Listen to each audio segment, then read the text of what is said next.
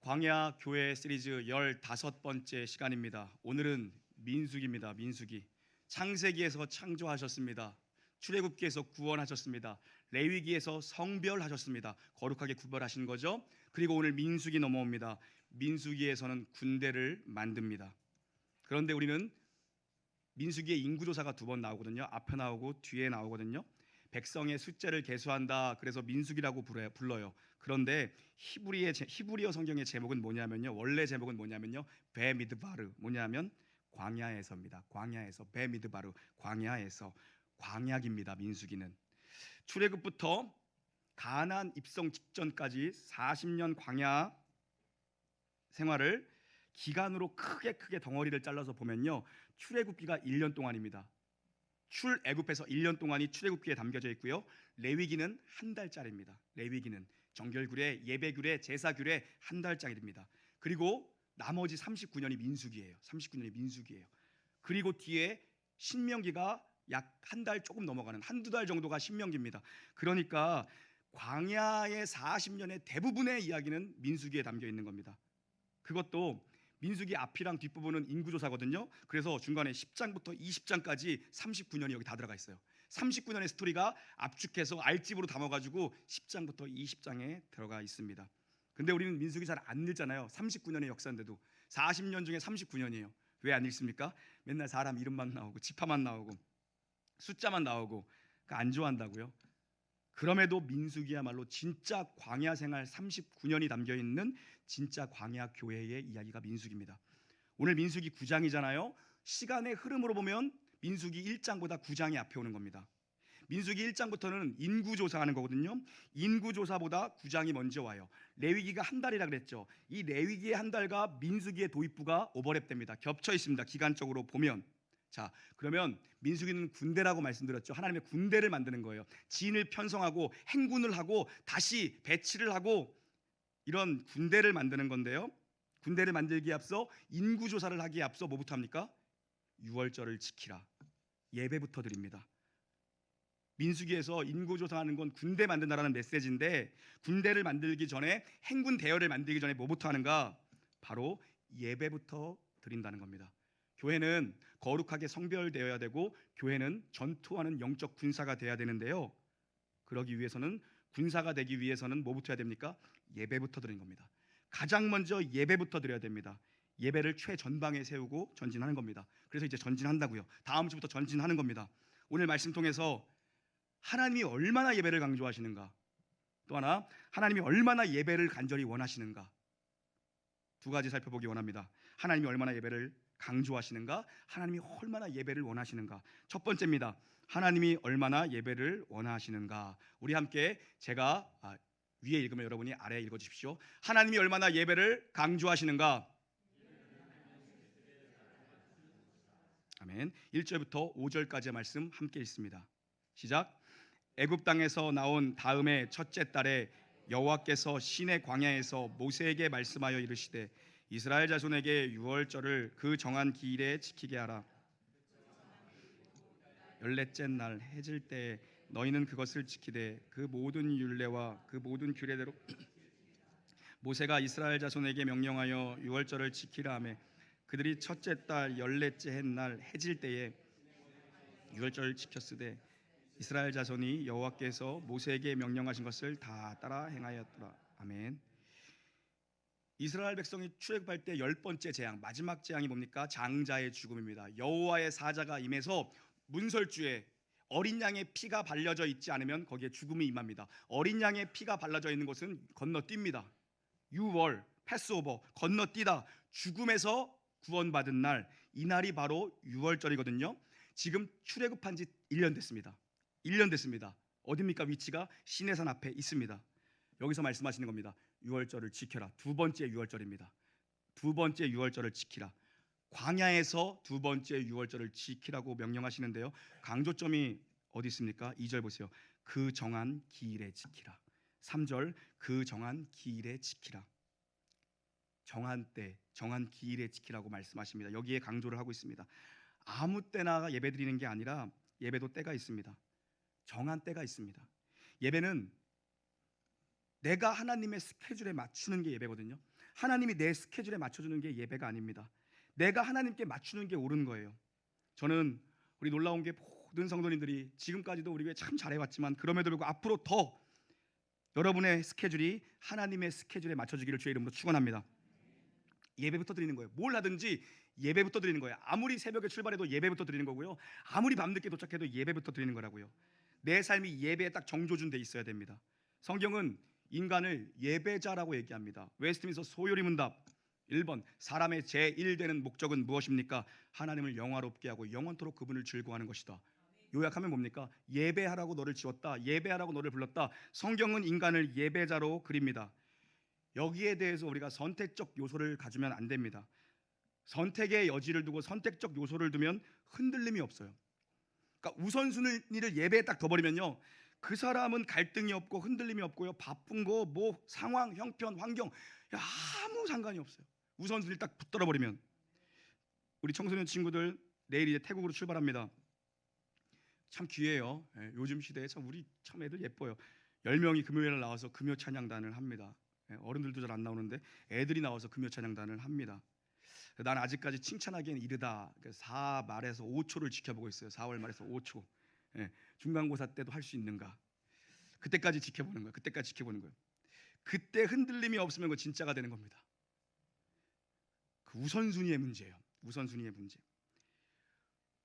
우선순위를 예배에다가 하나님의 스케줄에 나의 우선순위, 삶의 우선순위를 딱 고정하잖아요. 그러면 흔들거리지 않고요, 누가 나 괴롭히지도 않아. 목사한테 뭐 주일날 어디 오라 그런 사람이 없잖아요. 그러니까 참 이것도 참 좋은 직업이야. 주일날 뭐 어디 오라고 요구하는 사람이 없어. 요즘엔 토요일날도 이제 잘 안 건드려. 너무 좋은데 여러분, 어저께도 그래가지고 내가 거기 가서, 어저께도 제가 어디 일정이 있었어요. 거기 가서 뷔페 먹고 뭐하고 하면은 1시간 반, 2시간이 가겠더라고. 그래서 교회에서 그냥 중식부가 주는 거 먹고 그냥 가서 얼굴만 보고 왔어요. 우리가 예배에다가 인생을 걸면 그 흔들림이 없거든요. 우리가 참 다 쿠쿠 같아. 쿠첸 같아. 쿠첸. 우리 성도님들한테 지난번에 내가 또 밥통이라 그랬더니 너무 또 경박한 언어를 쓴 것 같아가지고 조금 순화해서 우리가 쿠쿠 같아. 치크치크 차카차카 밥하는 쿠쿠 같아. 쿠쿠. 똑똑한 척은 다 해요. 뭐 하는 거 보면 너무 어리석은 거야. 인생이 가장 항상 중요하지만 또 특별히 우리가 능선을 넘어갈 때가 있잖아요. 고3 때, 재수할 때, 뭐 취업 준비할 때, 공시생한대요, 뭐 결혼 준비한대요. 그때야말로 하나님의 은혜가 진짜 필요할 때인데 은혜 없이 살라고 해요. 애들한테 예배 없이 살라고 하는 건 은혜 없이 살라고 하는 건데요, 그때야말로 진짜 하나님의 은혜가 필요하거든요. 그러니까 우리 신앙이 얼마나 모순덩어리야.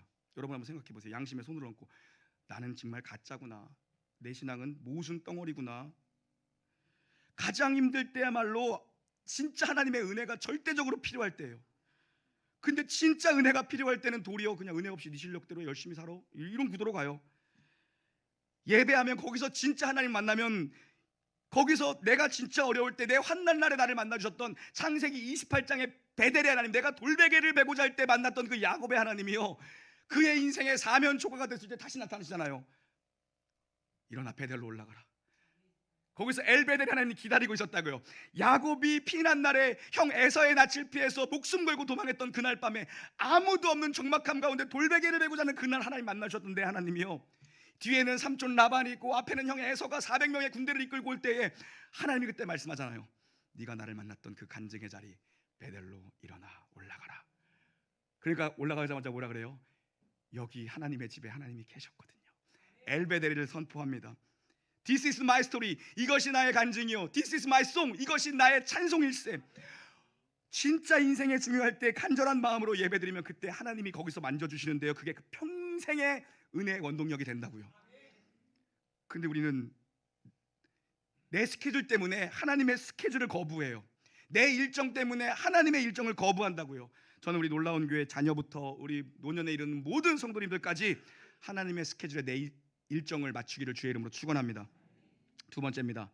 하나님이 얼마나 예배를 간절히 원하시는가. 따라합니다. 예배, 제가 2번 읽을게요. 시작. 하나님이 얼마나 예배를 원하시는가. 예배드릴 마음만 있으면 하나님 무조건 예배의 길 열어주세요. 마음이 없는 겁니다. 거짓말하지 마십시오. 6절부터 12절까지의 내용이 뭐냐면요, 안식일 규례, 유월절 규례, 제사 규례, 엄청난 게 엄격하신 하나님이잖아요. 우리가 볼 때는요, 하나님 지난주에 봤잖아요.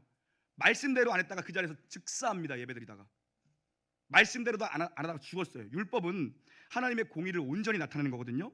그런데 동시에 하나님은 사랑의 하나님이세요. 6절부터 12절까지의 내용이 뭐냐면 하나님이 유월절을 못 드린 자들을 위해서 두 번째 기회를 주세요. 예외 조항을 만들어 주세요. 우리 하나님이 얼마나 은혜로우신 분이에요. 하나님의 방식은 언제나 살리는 방향이고요, 하나님의 방식은 언제나 세우는 방식이고요, 하나님의 방식은 언제나 소망을 주고요, 예배를 드리게 만드는 게 하나님의 방식이라고요. 지금 보니까 무슨 내용이냐면요, 장례를 치는 사람들, 율법은요, 시체를 가까이 하면은 7일 동안 자가격리해야 돼요. 왜냐? 죽음은 죄의 결론이라고 얘기하는 거예요. 죄 때문에 죽는 거기 때문에 그 죄의 치명타인 시체와 가까이 있기 때문에 일주일 동안 자가격리해야 돼요. 그러니까 그때 안식일이 그때 유월절이 걸린 사람들은 못 드리잖아요. 난 자가격리해야 되니까. 그리고 또 하나의 예외장을 주세요. 성소에서 멀리 떨어져 있는 자들, 우리로 얘기하면 뭡니까? 장례식 걸린 사람들, 또 하나 해외 출장 중인 사람들이에요. 랍비들은 또 이거를 굳이 분석했어요. 이거 뭐 성경이 없는 그냥 얘기니까. 성소에서 먼 거리가 28km라고 랍비들은 분석했어요. 뭘 근거로 했는지 모르겠지만 28km래요. 성소에서 먼 거리. 그렇게 먼 거리로 출타 중인 사람이 있으면 그 사람과 장례 때문에 못 온 사람, 가족이 죽었는데 어떡합니까? 장례 때문에 못 온 사람, 부득이하게 못 온 사람들은 하나님이 예외 단서 조항을 주시는데 1월 14일에 못 드렸으면 한 달 뒤인 2월 14일에 드리라고 말씀해 주세요. 우리 하나님 너무 좋지 않아요? 두 번째 기회를 주시는 하나님. 하나님은 언제나 기회를 주시는 하나님이세요. 그런데 누가 이 기회를 받는가? 지금 보니까 모세에게, 아론에게 찾아옵니다. 아니, 부모님이 죽어서 안 되는 건데 이거 너무 억울합니다. 우리에게도 예배드릴 수 있는 기회를 주세요. 백성들이 먼저 요청한 거예요. 나 너무 유월절 지키고 싶어요. 나 너무 예배드리고 싶어요. 우리도 예배드릴 수 있는 길을 주셔야 되는 거 아닙니까? 모세와 아론에게 찾아와요. 그러니까 모세가 잠깐만 기도해 볼게. 가서 기도했더니 하나님이 즉각적으로 응답을 주시는 거예요. 뭐라 그럽니까? 야, 1월 14일에 못 드렸으면 2월 14일에 드리도록 하자. 너무 좋은 분 아니에요? 하나님 너무 좋은 분 아니에요? 그러니까 누구에게 이런 기회를 주시는가? 예배드릴 마음이 있는 사람에게 하나님 예배드릴 수 있는 기회를 열어주세요. 예배드릴 마음만 있고 그 중심만 있으면요, 해외 어디 나가서든 어느 자리에서든 어떻게든 예배드릴 수 있어요. 하나님이 길을 만들어 주신다는 것입니다. 중요한 건 내 중심의 문제예요. 제가 나온 고등학교 여기서 수원까지 옛날에 여기 뭐 없었어요. 봉고차 타고 1시간 갔어요. 유학 갔죠, 유학. 여기서 옛날에 수원 가는 거 유학이었습니다. 유학 갔다 하다 그러면 좀 또 와 이런 거 좀 해주고 좀 그래요. 유학판데 수원까지 유학 갔다.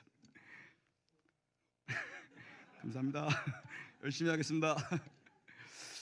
그래요. 근데 그 학교가 신설학교였어요. 신설학교. 운동장에 흙먼지 맨날 공사하는 학교였어요. 그러니까는 이 교장 선생님이 너무 열정에 불탄 거야. 우리 주일날도 나오라 그랬어. 학교를 주일날도 자율학습 시켰어요. 학교에서 너무 열정에 붙어가지고 어떤 학교를 잡아야 되니까. 그래갖고 우리 뭐라 그랬어? 제가 뭐 믿음이 있어서 그랬던 건 아니고요. 제가 밴드 동아리였거든요. 고등학교 때. 그 드럼 치는 애가 걔가 좀 신앙생활 열심히 했어. 그래서 학교 바로 밑에 내려가면은 그 교회가 하나 있었어요. 바로 한 200m 거리에. 거기서 걔가 드럼을 쳤어요. 그래가지고 제가 건의사항을 냈습니다. 교회 가서 예배드리게 해주세요. 그리고 또 그 동네 바로 옆에 권선동 성당이라고 엄청 큰 성당도 있었거든요. 예배드리게 해주세요. 예배드리게 해주세요. 진짜 그래서 예배가 생겼어요.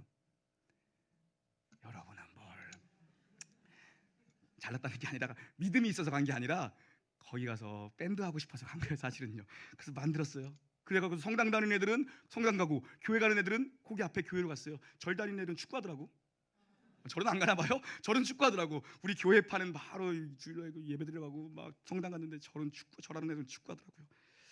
여러분, 그러니까 중심 하고자 하면 길이 열리더라고요. 하고자 하면 마음만 있으면. 제가 그래서 우리 놀라운 교회 성도님께 기준을 드렸죠. 뭐 이건 우리만의 기준이니까 딴 교회는 몰라요. 경찰 필요하죠. 경찰이 있어야죠. 소방관 있어야죠. 의사 사람 살려야죠. 간호사 주사 줘야죠. 또 뭐 있어요? 군인 나라 지켜야죠. 또 뭐 교대 근무하시는 분들 근무해야죠. 어떻게 하라 했어요? 주일에 근무 잡히면 월요일 새벽 예배 드리고 들어가라. 토요일에 근무하시면 주일 일부 예배 드리고 10시부터 주무시라. 그렇게 얘기했거든요. 이제 3월 달부터 3부 예배도 시작해요. 3부 예배도. 이제 핑계가 없는 거야. 오후에도 예배가 있으니까 핑계할 수가 없어. 그러니까 목사의 일은 뭐냐면 어떻게든 성도님들이 예배자로 예배드리게 하는 게 목사의 일이에요. 그 제 직업의 일은 뭐냐면 예배 잘 드리게 하는 거, 그게 목사의 일이라고요. 교회가 그 일하는 거예요. 그러니까 여러분 지금이라도 여러분 예배자 되시기를 주의 이름으로 축원합니다. 내가 1월 14일 그날 부득이하게 못했다. 앞으로 남은 인생 동안 여러분 예배자 되면 되고요. 내가 그동안 정말 주님 앞에 충성되게 못 살았습니다. 남은 인생 이제부터라도 충성자로 살면 되고, 내가 그동안 뭐 주님 나라 위해서 나는 한 게 없습니다. 내 먹고 사는 거 바빴지. 그러면 지금부터라도 여러분 선교 다니시고 지금부터라도 주님 위에 뛰면 되는 겁니다. 여러분 하나님은 늘 기회를 주시는 분이에요. 붙잡아야죠. 14절 한번 읽어볼까요? 14절 한번 읽어보겠습니다. 14절 시작.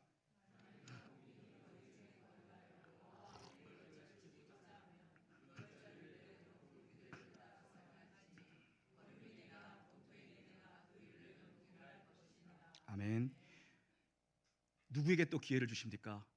이스라엘 진영 안에 있는 이방인들에게도 기회를 줘요. 이방인도 예배 드리라는 거예요. 이방인들도 은혜 받기를 하나님은 원하세요. 하나님은요, 이방인이건 유대인이건 헬라인이건요, 남녀노소 빈부귀천 아무것도 하나님 앞에 중요하지 않으세요. 예배에 대한 사모함이 있는 사람이 드리는 예배를 하나님 받으시거든요.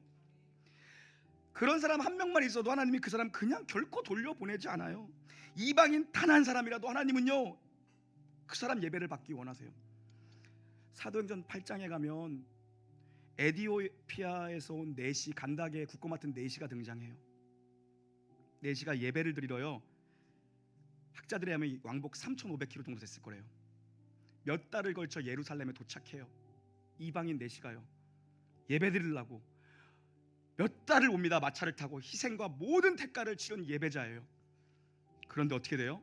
본성전에 들어가지 못해요. 이방인이라는 이름 때문에 이방인의 뜰에 머물러 있습니다. 그런데 그 사람이 뭔가 마음속에 채워지지 않는 걸 3,000km를 왔어요. 몇 달을 예배드리기 위해서 왔다고요. 그런데 그가 뭔가 채워지지 않는 갈급함을 가지고 그냥 돌아가요. 그래서 이사야의 말씀을 읽으면서 이 진리가 해석되지 않는 거야. 근데 그는 이방인이에요. 이방인의 뜰에 머물다 돌아간다고요. 그때 우리 하나님 어떻게 역사하세요? 사마리아에서 부흥의 현장 가운데 있는 전도자 빌립에게 성령이 강력하게 임재합니다. 뭐라 그러십니까? 부흥의 현장을 떠나 남쪽 광야로 달려가라. 이해할 수 있습니까? 부흥의 현장에 있는데 이 교회를 내려놓고 선교 현장으로 가라. 가겠습니까 여러분? 근데 하나님이 성령께서 강력하게 역사하시니까 빌립이 순종하고 갑니다. 가보니까 거기에 누가 있습니까? 단 한 사람, 에디오피아 네시가 거기서 하나님의 말씀, 이사야의 말씀을 펴놓고 성경을 읽고 있어요.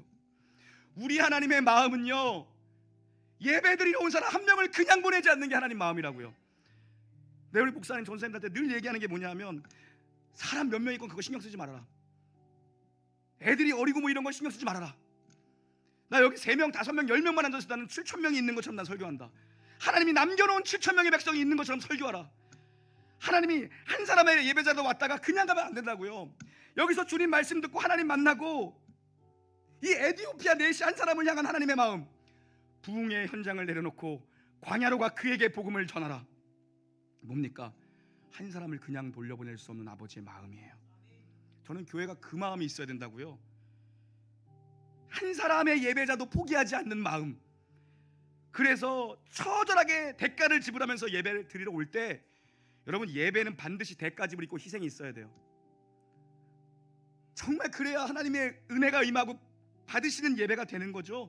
나는 아무것도 대가 지불하지 않고 나는 와서 그냥 뭐 은혜 나누고 좋은 얘기나 듣고 가자. 컬컬한데 요새 뭐 마음이 컬컬하고 뭐 위로가 필요한데 어디 뭐 위로 설교 잘하는 목사님 없나? 여기는 아닌 것 같아요.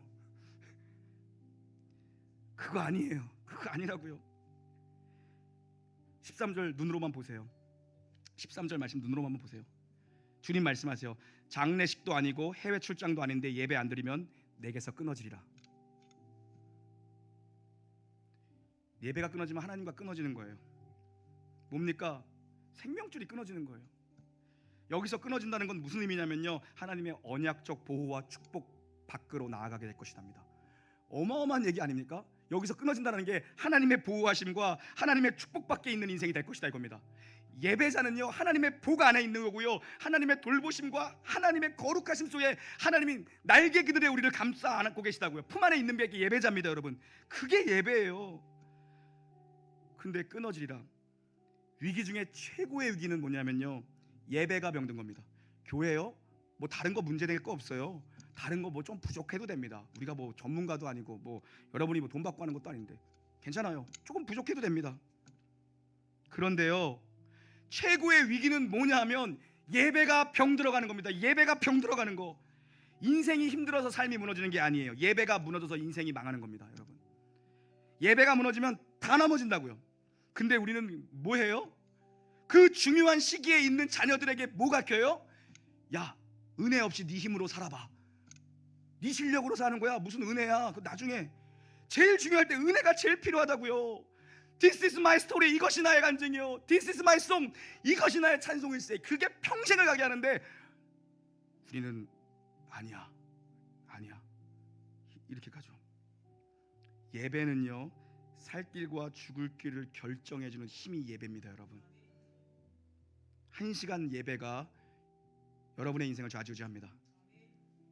진짜 예배에 승리하는 우리 교회, 다른 교회 모르지만 다른 어떤 교회보다도 우리 교회, 저는 성도님들이 예배 참 잘 드린다고 생각해요. 예배자라고 생각해요. 아멘 안 하시네. 그래요. 진짜 예배에 승리하는 승리자 되시기를 주님의 이름으로 축원합니다. 찬양하시죠.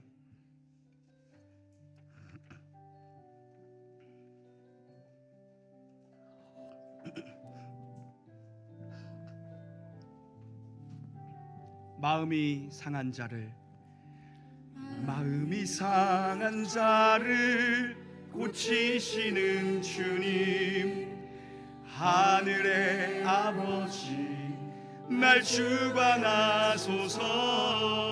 주의 길로 인도하사 자유케 하소서. 새 이름에 가사 부게 하소서. 의에 줄이고 목이 바르니 성령의 기름 부소서. 의에 줄이고 목이 마르니 내 잔을 채워 주소서. 성령으로 채우사 주보게 하소서. 주의 임재 속에 은혜 알게 하소서. 주 뜻대로 살아가리 세상 끝날까지. 나를 믿으시고 새날 열어주소서. 의에 줄이고 목이 마르니 성령의 기름 부소서. 의에 줄이고 목이 마르니 내 잔을 채워. 주님을 향한 목마름으로 나아가십시다. 의에 줄이고 목이 마르니 성령의 기름 부소서.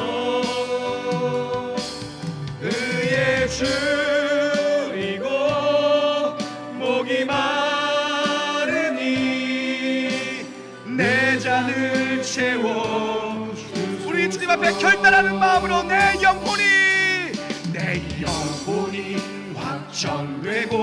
확정되어 싸우니 믿음에 눈들어 주를 바라고. 내 영혼이 확정되어 싸우니 믿음에 눈들어. 우리 다 다시 한번 결단하는 마음으로 내 영혼이 확정되고 확정되어 싸우니 믿음에 눈들어 주를 바라봅니다. 내 영혼이 확정되고 확정되어 싸우니 믿음에 눈들어 우리 선포합시다. 주를 찬양할 때 할렐루야. 주를 찬양할 때 주의 나라 이미 임했네. 그의 영원한 나라 주 보게 하소서. 내 영혼이 확정되고 확정되어 싸우니 믿음에 눈들어 주를 바라봅니다. 내 영혼이 확정되고 확정되어 싸우니 믿음에 눈들어 주님 앞에 우리의 마음을 결단하는 마음으로 목소리로만 찬양합니다. 내 영혼이 확정되고 확정되어 싸우니 믿음에 눈들어 주를 바라봅니다. 내 영혼이 확정되고 확정되어 싸우니 믿음에 눈들어 우리 마지막으로 주님 앞에 선포합시다. 내 영혼이 확정되고 확정되어 싸우니 믿음에 눈들어 주를 바라봅니다. 내 영혼이 확정되고 확정되어 싸우니 믿음에 눈들어 주를 바라봅니다. 할렐루야. 아멘. 하나님 아버지, 주님 부르신 예배 자리에서 예배자로 살기를 간절히 원합니다.